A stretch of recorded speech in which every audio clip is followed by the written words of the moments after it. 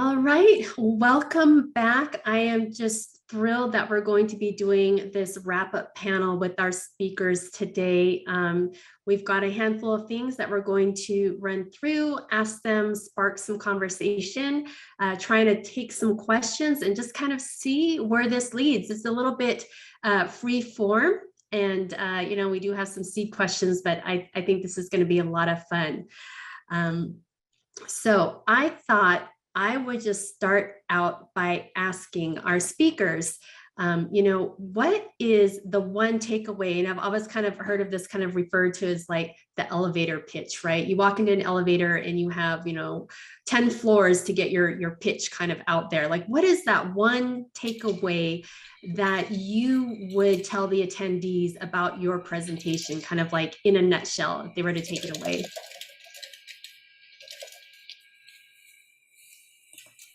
Let's see, I'm trying to get a grid view going and I don't want to put anyone on the spot. I see Christopher has raised your hand. Does that mean that you have something for us, Christopher? Sure, that means I'll go first.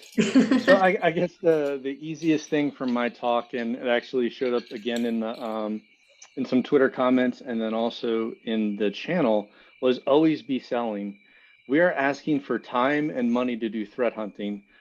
Typically from our management. And in order to actually get that, we have to provide value and show that value. And so like my last slide, if I were to sum up my entire thing, it's like, just pay attention to this one. If you're going to go to your management or you're providing a service, make sure you can provide that value and you're showing how you do it. It's not just for your team and the other hunters or SOC analysts. It also has to be for the business. They have to understand what you're doing because you hope to end up with threat hunts that have big fat zeros. We didn't find anything, no IRs. That's awesome. You did a great job. But what are you doing then? And so that would be it. Always be selling that and making sure you communicate effectively to the business. That's a really interesting point because, basically effectively doing your job, people may not always see the value in it because they're not getting a direct result from it. I hadn't really thought of it that way before. That's kind of how I feel sometimes when I work a case and at the end of it, we don't have any findings. And sometimes it takes a longer report to explain why you don't have any findings versus, yes, we found something. Joe, I see that you have your hand raised as well. Yeah, I guess I just take one takeaway. I just encourage it. Oh, Joe, I'm having a hard time hearing your audio. I'm not sure if you're maybe away from your mic a little bit. Ooh, Mike. There it is. Okay. Yeah, I can hear you great now. All right. The one thing I think for a takeaway from what I was speaking about today is that don't be afraid to use your creativity and use your expertise and try stuff because you know more than you think you do. And if you work for an organization, like that's your enterprise, that's your data, that's your people, and you know the most about it. So don't be afraid to get creative and try stuff. Yeah, I think that's an excellent point and kind of harkens back to, that imposter syndrome. Don't be afraid to take those risks. Don't be afraid, to move forward, have that faith in yourself, be creative. So I think that's a great point. Let's see, Christopher, the other Christopher, Yeah, as well. At first my hand wasn't raised yet and you said, hey, Christopher raised his hand. I was like, oh, did I accidentally press the button? But yeah, thanks for having me. I think the takeaway of my session is, have a look at what you're doing as a threat hunter and what are tasks that you might do repetitively and what are tasks there that you can actually automate. So I think my session was a lot about automation. And I think that if we can automate a lot of the mundane tasks, then we have a lot more time for the fun stuff. And so become creative in what you can automate. That's what I would like to have people take away. Absolutely. And then kind of devil's advocate, especially earlier when we're talking about, selling yourself. Is there ever this fear that if you automate something too much, you might, I don't want to say lose your job, but they'll be like, well, what were you doing all day? And like you said, it'll allow you to focus on some of the fun stuff, but how does one maybe kind of deal with that aspect? Well, if I automate everything, where's my place in this organization after this? Yeah, that's a great point. I would say maybe automation can at least help a lot of organizations that might not have dedicated threat hunters. So they might not have time yet to do that kind of stuff. So maybe if they automate it, they can actually show like, hey, this is what we can do on top of it. Maybe we can hire an extra person, and with that, we can make our organization safe. But it's a good point. It's a tricky topic, always, automation. I like to encourage our team to, automate what you want to see all the time. But one of the fun parts of hunting is that sometimes you don't know what you're looking for, right? So it can be really interesting to put a human brain on a list or a pile of PS exec executions and command lines and go, figure out what's weird, figure out what's normal. And, I don't know that you can ever automate that stuff. Not in the near future, let's say. Finding those anomalies and asking, inspiring curiosity on your team to find anomalies and ask interesting questions about different ways to look at the data. I think I'm not worried about being put out of a job for the sake of automation. I think automation either can give you higher fidelity stuff, and then you still need to go look for low fidelity stuff, or automation can kind of accelerate the speed at which you can look for lower fidelity data. Yeah, and I feel like you still need that investigative mindset, right? And that still needs to be applied to it. And I feel like that's one of the things that's really hard to teach people is how to be investigative, how to be curious, how to kind of think like an attacker or look at things from a different perspective. Christy, I see your hand is also raised. Yeah, so my talk was the Taylor Swift talk. And given that, I would say you don't know what you don't know, but you can always find the answer. As a threat hunter within your own environment, you have the ability to go through and comb through every nook and cranny, go get a little bit creative, just like everyone has been talking about to this point, right? You are the brains of the operation here. And to everyone's point that talked about, hey, automation really shouldn't be that scary, right? If there is a human operator on the adversary side, there's always going to be a human defender on our side, right? We have to keep that understanding, and we have to make sure that we're creating that nice feedback loop to understand, hey, if we've seen this before, let's create a detection. Let's make sure that we detect it before it gets to full-blown ransomware or full-blown fin actor or IT actor within our environment. I think that that's kind of the main takeaway that I wanted everyone to get from my talk, and I hope that translated well. Absolutely. It's funny that you mentioned kind of two people, one on each side. I always think of, was it Wile E. Coyote and the sheepdog hunter? Like they both clock in for work, they clock out for lunch, but in between that time, they're totally fighting. Sometimes that's how I feel, especially when I mentioned earlier, like having respect the hackers and what they're doing. I feel like sometimes we clock in and we fight, but there's kind of this weird respect sometimes between the two that happens. Yeah, and we're not going to get anything done if we're, if the red teamers and the defenders are fighting over tools, right? Like we're all on the same team. We have to put our minds together and make sure that if the adversary is using that red team tool, well, make sure that your defenders are also seeing it. Sorry if that crushes your red team ability to go through an environment. That's not the goal. The goal is to make sure that your environment is protected. Absolutely. Let's see, is there anybody else that would like to chime in? Oh, yep. Okay. Carlos. I think Roberto was in line, so. Oh, okay. It's yeah. hard for me to see. I can't see yeah, everybody's pictures at one time up here. I think Roberto and Jose, if you want to go first, go for it. Yeah, sure. Can you guys hear me? Yeah. Yep. Okay. Well, from our talk from yesterday, I think that talking about curiosity and also different techniques and that adversaries might be using right now, there will be always like a knowledge gap, right? So don't be afraid of going back to the basics, to ask questions and look for people from your community or other communities to start learning more about it and learn new techniques, right? That will help you to like cover that gap, right? And then identify new techniques to learn more about your data, right? And then you can identify different patterns that you might be missing when developing a detection. So that was the main message from our talk yesterday. Yeah, I think that was also very important because, for example, when we go about starting even exploring data while you're doing research, there is always the same patterns that we use, like our own patterns, our own bias, right? Our own knowledge and experience of the adversary. And that's great. And it works most of the time, right? There's a lot of Sigma rules out there that you can maybe use that are really good targeted approach to find something. But then trying to maybe go back to what you learned in school, right?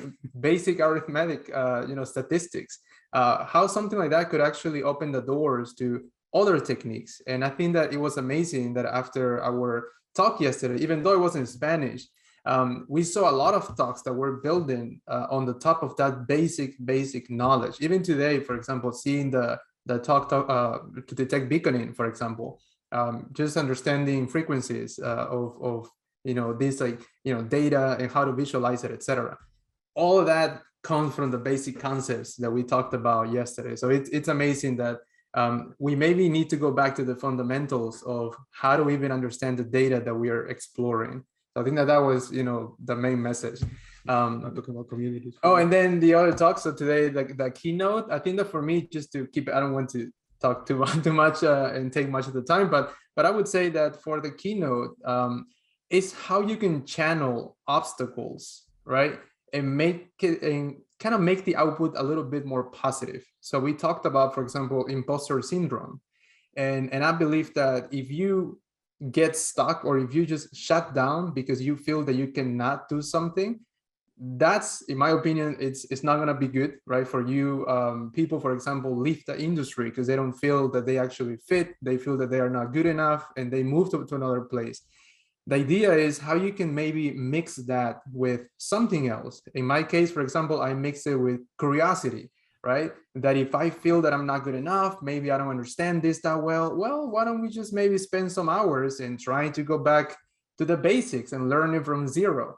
And then maybe share a zero to hero type of blog post so that somebody else can actually benefit from that. So I believe that that's the main take, that channel all these obstacles that might feel that they are making you stop, right? But do not freeze, continue. And I believe that would let you get to places that you probably did not even think that you were capable or even able one day to even get to, right? To maybe your dream job, for example. And I think that also counting all these small wins, some of the big wins, of course, but count just a little small wins, everything that you do in a monthly basis, for example, and that would definitely make you feel a little bit better into where you are in your company, in the community, etc. So that's the takeaway, I guess, from my talk today as well.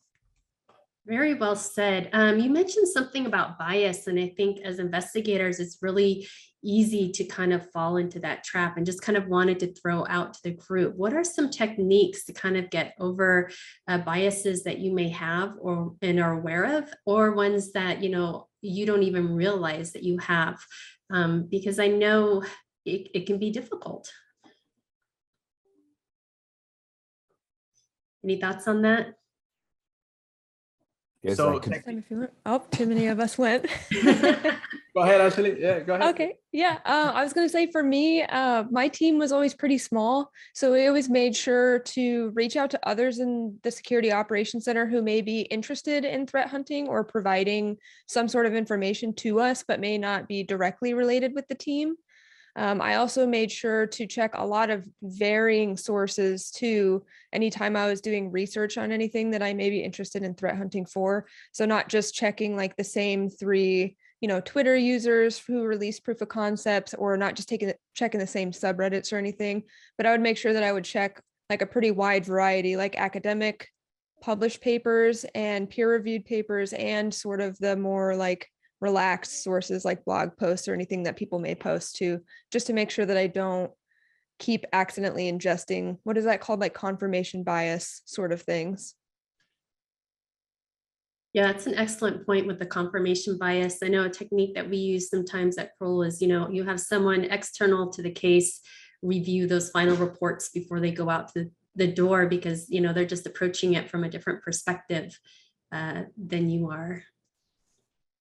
Okay, so Carlos, I think Carlos, you were next, right? Am I getting the order right this time?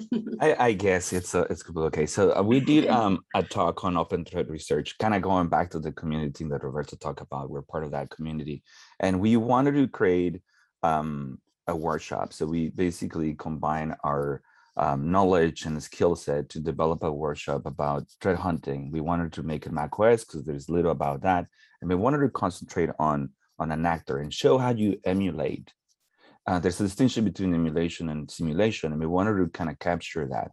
We wanted to basically tell people through what we did that probably the best quote that we have, and I'm going to steal that from Ben, is a line that we put in there that kind of summarizes what we try to do, which is thread hunting doesn't have a single recipe for success. We are all doing different things. Some of them work, some of them don't work. But one of the things we wanted to do, apologies, for our workshop was we were honest about the things that didn't work and the ones that worked. We told, hey, these logs, we didn't collect them, but we found a workaround, and this is how you go around.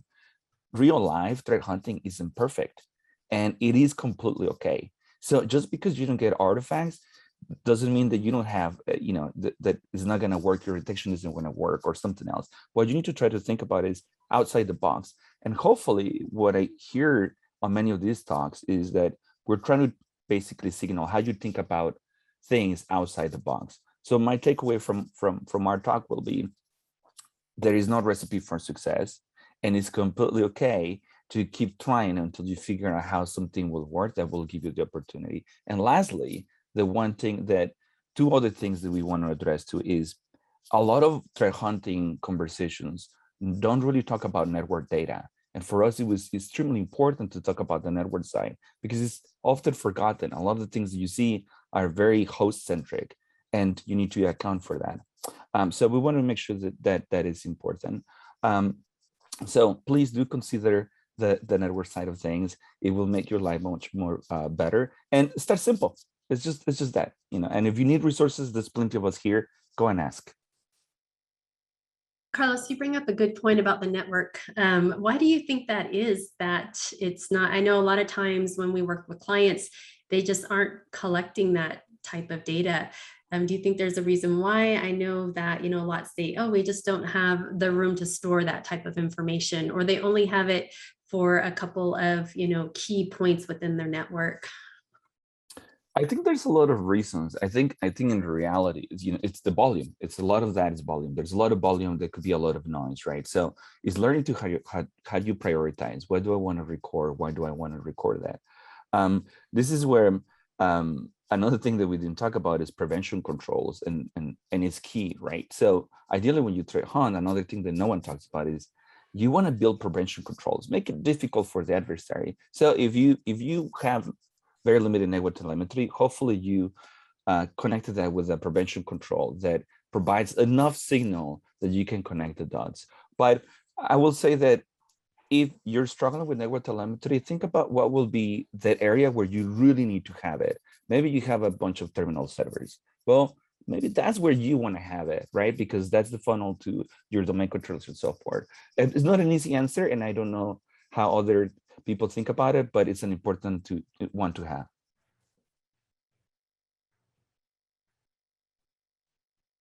Okay, thanks for answering that, Carlos.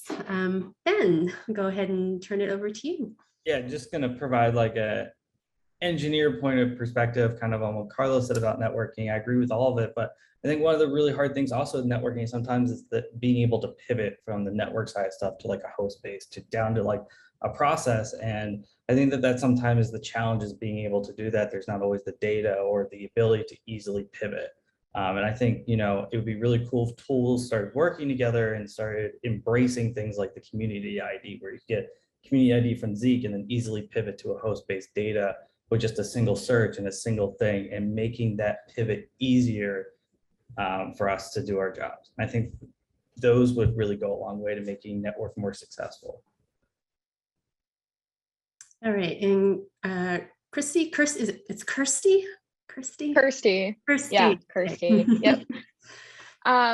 So just also piggybacking off of that, as you know, as someone who works in incident response at a third party organization that often comes in and helps folks out to try to understand what happened after all the fires and everything after we get containment.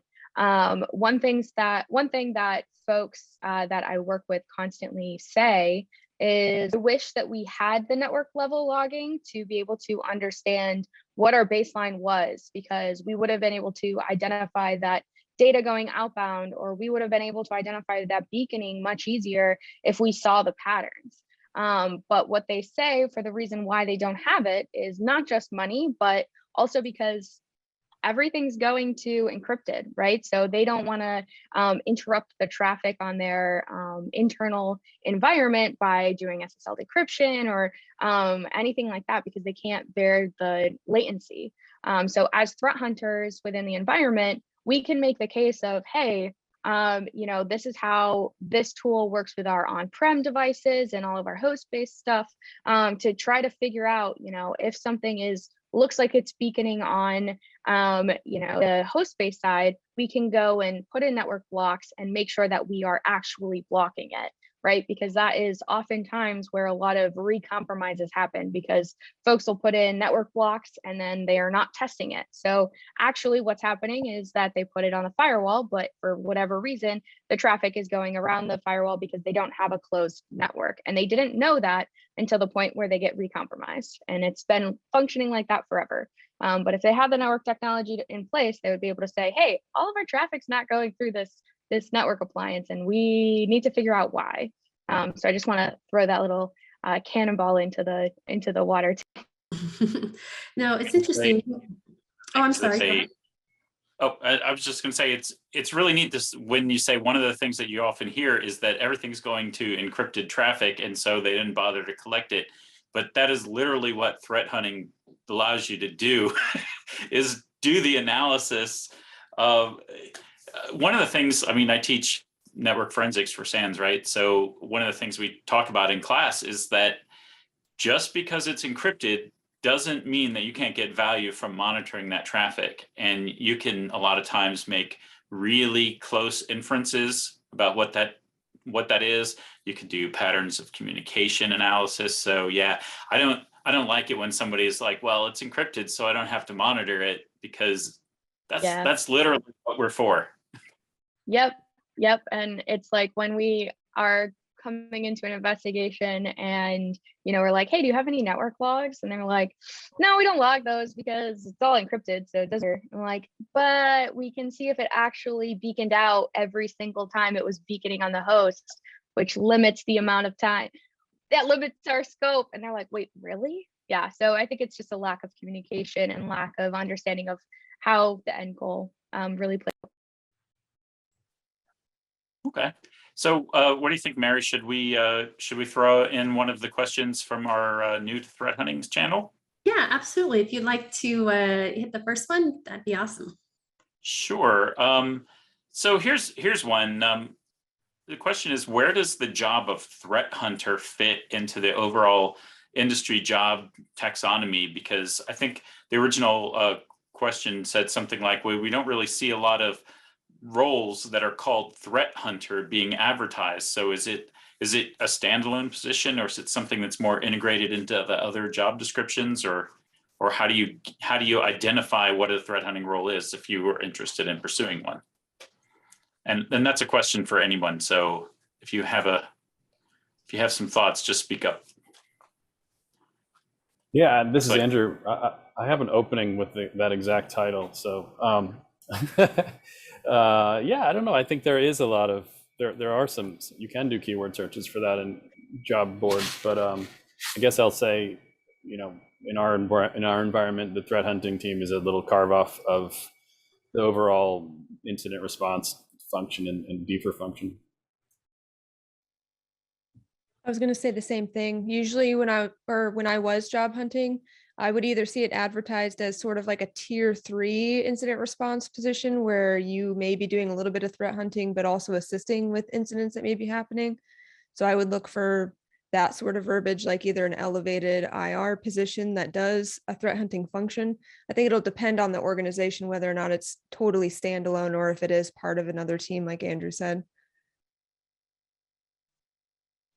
Yeah, It looks like we have some other folks up here, Carlos or Christopher. Yeah, I was going to say I echo that last statement. I'm from the Netherlands, and obviously the bigger organizations have dedicated threat hunters, but I think it's often incorporated into a regular incident responder. Yeah, so depends a bit on the organization. So a quick comment on that. So depends on the organization, but it's important for us to tell people to be aware. So just because you see threat hunting is not what you might think it's threat hunting. So if you're looking for that, do ask about the organization and what they believe threat hunting is.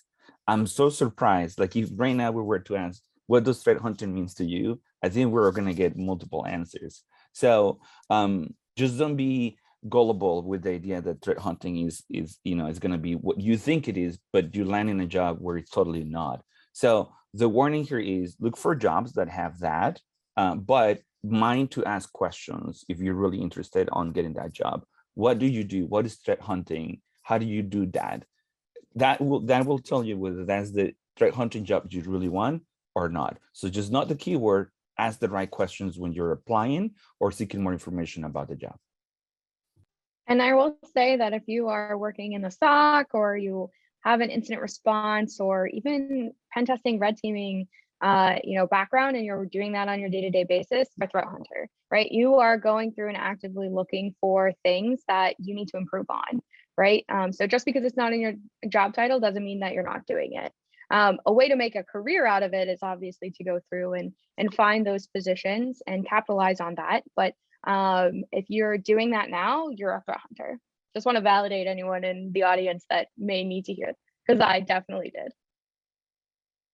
So that's awesome. I was gonna say I'll like +1. I was smashing the +1 button over here when Carlos was talking, because our industry in general has taken and butchered what a threat hunter is, or kind of created a marketing mentality for what it might be, and you hear it listed in products and stuff. And as we're all sitting here, I noticed in multiple talks, mine included, we defined what threat hunting was and how we were addressing it, because it's kind of gotten so malleable and everyone has their own take on it. That doesn't mean your take is wrong, but if you have something in your mind, like Carlos said, ask those questions when you go through that interview, because that organization may be like, oh, it's alert review. Like you're just going to go look at the existing alerts that no one actioned and like make sure that's okay. Like, well, that's not what I think it is. That's not what I think it is either, but some organizations may have the mentality. So go in with your concerns and what you think it is, and make sure that you ask those the right questions. And also, as others said, it may not be listed. You see it a lot more in larger organizations as an actual role, but it may be a tier 3 or a threat intel spinoff where the expectation is, oh, you're going to take your learning and findings and use those to drive some actual hunts in your organization. So, Mary, I know you had a really good question teed up, and I would like, if you wouldn't mind, if you'd take the opportunity to also answer that question, and then maybe you could throw it to some of the other panelists as well. Yeah, absolutely. So let's see, my question was basically, how did I get started in the field? And I think it's interesting. I mentioned earlier today, we have, I think, all different types of people from all different walks of life in our industry. When I started out, 20+ years ago, and went to college, there was really only 2 degrees related to computers, like computer science and information security. And now there's just so many. And honestly, the way that I kind of made my transition into this career, I had been doing, basically IT support, crawling underneath the desks, people playing pranks on me, like switching monitor cables, things of that nature. And I had gone through a period where, I was at home raising my children for a while and ready to transition back into the field full time. And I literally checked Craigslist for a job. And in there was a listing for like a computer forensic assistant. I was like, what is this? I actually had no idea when I first got into the field what that was. So I went in for the job interview, and I thought literally it was like looking at the hardware and dealing with the hardware and doing like forensic things with, like, I don't know, the CPU. Like I had no idea. I had to go home and Google it after the interview to see what it was all about. And I started at a really, really small company for a really, really small salary. But I found that I just absolutely loved it. It took this world of computers that I loved and it mixed it in with this investigative mindset. And then I was just kind of off and running at that point in time. So I know this generation that's coming in, they're being offered so many different degree programs, so many different resources than I feel like we had, 20, 30 years ago in this industry. So I would like to open it up to the floor for anybody else that would kind of like to talk about, either how they made the transition into this field or how they got started and what their path was to get into this. Yep. I would like to share my experience because I came from a data science background. So I changed my career from data science to cybersecurity, trying to merge both skills now. And I think that a really good way to start into cybersecurity is to identify, based on your background, based on your own skills. You guys were discussing about like different type of activities that you can do, right, within cybersecurity or InfoSec. So try to, based on your background, on your skills, or on what you are passionate about, which of these skills matches, the different activities that you have within InfoSec. So that will be a really good start, at least for me. That's what I did when I came here back in 2018 to the US. I started to look for, okay, let's start for something where I can perform some data analysis, where I can apply some basic mathematics or something related to data. And that's how I started in this field, for example. So that would be my advice for that. Is really good. Thanks for sharing that story. Thank you. Joe, do you want to go? So you Oh yeah. So I love this question. So my personal story is my background was in incident response, primarily in like Windows shotgun forensics with a healthy dose of math nerd behind that. And I had started off as when I started moving into this role, I started off kind of more as an ad hoc threat hunter before moving into the role full time. But the real point I want to make is that there's no one right path or one answer to all of this. In fact, my previous colleagues had backgrounds in software engineering and red teaming. And when I've done threat hunting teams with other people, some of the more successful ones have been with people who have all kinds of different backgrounds, and everyone gives a slightly different perspectives. So I think if you're curious, that's really kind of the biggest thing that we're looking for here. If you're the kind of person that asks tons of questions and wants to dig into stuff, you're probably in the right mindset. Kirsty, I see you had your hand up as well. Yeah, so I like to tell people that I'm like 10 years old in the security world, in the computing world, because I did not have any type of programming experience. And my guidance counselor in high school actually told me not to get my hopes up to be accepted into a technical college, because she thought that we're such a small school, you don't have any background in this. So I was like, whatever, I'm just going to apply. And I got into a security program, one of the first security programs ever actually at RIT. Actually went to school with Ben. And I got there because I had watched Criminal Minds a bunch, and I fell in love with Penelope Garcia, and I wanted to help people. And I was really good at puzzles. So when I got to RIT and I was like, I want to do security, I had no idea what that meant. I walked my first programming class, it's C++, and I was like, well, you want me to open a compiler? What's a compiler? And I trudged my way through that, and I was like, I don't think I want to do this. And then finally I sat down with one of the professors that was a security professor, not a computer science professor. And he told me about all of the different paths that I could take. And I initially set on doing pen testing and like red teaming, because that was really cool. And that's honestly really easy to teach in college. So naturally we had a lot of classes on it. And then I realized that it was the same thing over and over again. What I really was interested in is, how do we stop this? How do we make it better for folks to put in the detections? And I learned a bunch about open source tools and everything.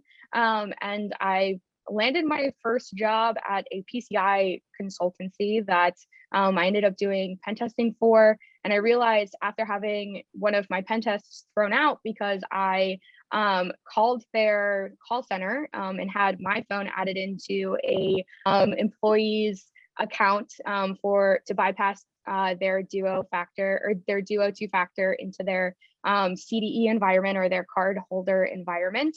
Their CEO was like, no threat actor would ever do that. Absolutely not. And then probably like 3 or 4 months later, the Fin7 documentation came out that Fin7 was calling up folks to make sure that they clicked the link and got the payloads put through. And then of course, a year later, I found out that that company that I was working with that threw out my pen test that said, yeah, we're secure, our CD is completely secure. They actually got some friendly Fin groups within their environment through the exact same way that I had walked in with my pen test. And I was like, wow, I need to make sure that folks understand this is an issue. So then I landed in incident response, and I'll always be an incident responder at heart. But after doing it for about 6 years, I realized there's a lot more to just incident response. There's a lot more to tracking data. There's a lot more to tracking adversaries. So now I'm taking the 30,000 foot view and tracking attackers across the globe and seeing what they're doing and how they're doing it, and telling our customers about it, putting out blog posts about it, contributing to a lot of information. And it makes me feel good to say like that I worked my way up, but it's also really awesome to call up a customer and say, hey, so you just received an email and you're going to get ransomed probably by the end of this week. So let's figure out how we can not make that happen, or how we can avoid that from happening. And then having that direct, hand in helping folks avoid encryption is kind of cool. Thank you for sharing that story. I definitely a little bit of Schadenfreude there I picked up from that. Let's see. I think we have time for one more in this session. Carlos, I think you had your hand up the longest. So I'll be really, really quick. And this is probably going to help some folks. I came to the States when I was 18. I didn't speak English, so I don't have a school. I went to college, but I was an illegal. I had to go and pick up apples to get my driver license in another state. I had to figure out how to do the right legit thing to be able to live and function in this country. So that is a skill that I developed over time. And I was lucky enough that I discovered the hacker community, the 2600 community. And that's where the curiosity kicked in. And through that curiosity, I eventually landed in a computer gig and so forth. And that's where I am here. So if it helps, many of us might have a degree, a master's, but many of us don't have it. And that's completely okay. What I think it's important is that you have passion, that you have curiosity, and you have the will to try, fail, pick up and recover and do it again, because that's just how it is. And one of the things that I'm passionate about is just because I have it that way, doesn't mean that someone else needs to have it that way. I don't believe on that. So if you want to learn and you don't know where to start, I will say that, raise your hand, ask questions, ask one of us on Twitter, seek out how someone can help you develop those skills. But if it does help you, I started from nothing and I am where I am mainly by failing and trying to, do things and improve over time. So if I can do it, I'm sure you can do it. Just don't give up. And if you need any help, whenever I'm available, hopefully some of us, we're building communities, reach out. We'll be happy to help you and answer some of the questions. Yeah, that is an excellent point. Like, not only I think of it as an analogy. It's not like a cliff that you have to climb all at once. It's more like a ramp, and it might be a steep ramp sometime, but you can definitely get up there. And the second point that you brought up too is there are people out there who are willing to help. I mean, Carlos, you volunteer. I do this all the time for people on Twitter that I don't even know. They can contact me and get help. And I saw some of you guys, Kirsty, raising your hand and be like, yeah, I'll do that too. I'm available. So thank you for bringing that up, because that is a great point. If you are looking and you're not sure where to go, what's happening, there's always someone else either in your organization or outside that's probably willing to help. Absolutely. I think that's one thing that was really clear to me throughout all the presentations this week, was this sense of community, and we're all here for you. All these people put so much time and effort into the presentations, into doing the research, into developing tools. We're here to help, and, reach out. We'd love to hear from you. Yeah, I think I started to say that earlier in the day, but that seems to be after let's use data to find bad guys and stop them. The other big theme of the Threat Hunting Summit, especially this year, has been community and, getting involved, giving back, but also leveraging the community to help you progress. So kudos to all of you, all of the speakers. You are, to a large extent, the leaders in the community. So thank you for all that you do. And thank you for helping make this event and the community itself, an accessible, hopefully in most cases, respectful and inclusive community that can help everyone do better at security. Absolutely. Wow, I think that went fast. Right? That's the end of our panel. Wow. Well, thank you, each and every one of you, for participating not only in the panel, but this week and in the Slack channels. Just thank you so much. It's just been a treat to be a part of this conference and to hear everybody speak and present. Yeah, absolutely. I know on the schedule it says we have a wrap up after this. I'm not even sure what our wrap up would be, because I feel like this panel was a really good wrap up. We got a chance to revisit some of the key messages from the speakers' talks, and we got to talk more about that theme of community, and we even got to answer some of the important questions that some of our newer to threat hunting colleagues was really burning in their minds. So to me, that's what this summit is all about. I think we did a great job. I know sitting at your desk staring at a monitor for 2 days is not everybody's idea of their best life, but I appreciate everyone. I would just like to say, first of all, thanks to all who attended, because we are doing this for you. And if you don't show up, we all look kind of dumb. But also thanks to our speakers. Because especially if the audience showed up and you guys didn't, we would look super dumb. And we don't probably say it enough, but I want to say thanks to all the SANS staff who did a tremendous amount of work, not only on the days of the summit, but on the weeks and months leading up to it. I mean, you guys have no idea how much effort they go through and all of the behind the scenes stuff that they deal with. So definitely would not run as smoothly as it did without our dedicated SANS staff. And lastly, and then I will shut up, I just want to say thanks, Mary. You were great to work with. It was a pleasure.